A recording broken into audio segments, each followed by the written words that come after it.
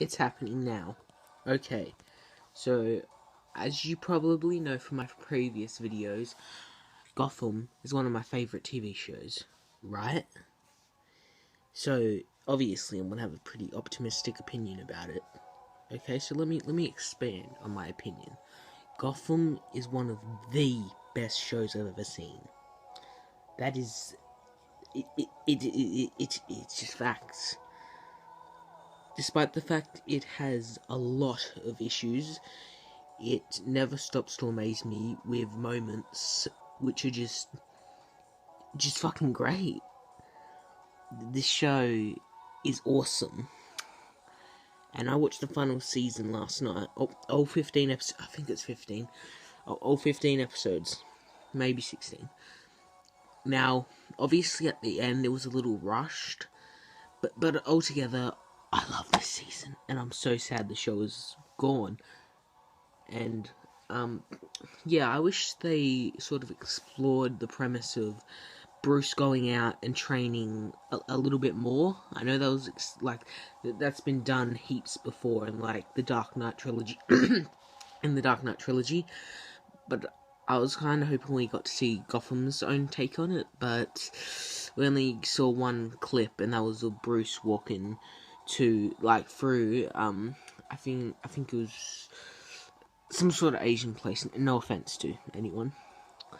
And yeah, it is just Gotham is it's just amazing. The characters, Penguin and Riddler. Before I thought they were decent characters in the DC universe, but now that they're just two of my favorite characters in just all of pop culture. They needed to be together. It was just so disgraceful that the writers made them not fuck. Okay, that is so stupid. Oh my god. That's a joke, by the way. But they should totally. And also, here's a quick note about season 5. Penguin has a dog called Edward, named after Edward Nygma, the Riddler. And the dog is so adorable. It's season 5. It's just amazing. It has a lot of flaws, like the entire show.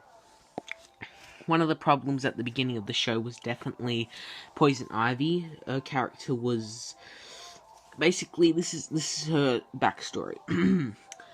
Her father was blamed for the Wayne murder, and he was killed by James Gordon and Harvey Bullock. And basically after that, she sort of loomed around Gotham, lurking. Never really did anything that important until season 4. Well, she did some stuff in season 2 where she was affected by one of Hugo Strange's experiments that he had under Arkham. One of the experiments sort of grabbed her face, aging her, and then she sort of oh wait, no, this was in season 3. She sort of grew up, and then later on, I think it was at the end of season 3, her and Selena, Catwoman, great actress by the way for Catwoman, and she was sort of like a big sister to Ivy. And after they had a fight, she basically ran off, Poison Ivy. Then she basically took a bunch of chemicals, which turned her into even older, which made her pure evil, basically. And yeah, after that, she went from little kid whose dad was framed and killed, although he was a prick, he did abuse Ivy, so, to old sort of 30s young lady who was a thief, and then to even older pure evil plant woman. So yeah, but we actually get a little bit of development for her in season 5. She's only in about 2 or 3 episodes, and she's just pure evil. But Bruce comes to her trying to find help because Jeremiah shot Selena, and Jeremiah is this universe's version of the Joker. And I know there's lots of complaints about why didn't Jerome become Joker, because Warner Bros. Wouldn't let that happen. So Jeremiah had to become Jay. in the final episode. One of the there's two really disappointing things in this show. One, in the final episode, spoilers for this whole video, of course. Just massive spoiler right here. Batman kills the Joker. Although he did have a good reason. There was a Barbara Gordon. She's 10 in the first episode. Well, second episode we get to see her, which is the last episode. And she is basically about to die because Jay kidnapped her. And, well, Jim was there, but Jay stabbed Jim. Oh my god, that's the stupidest sentence.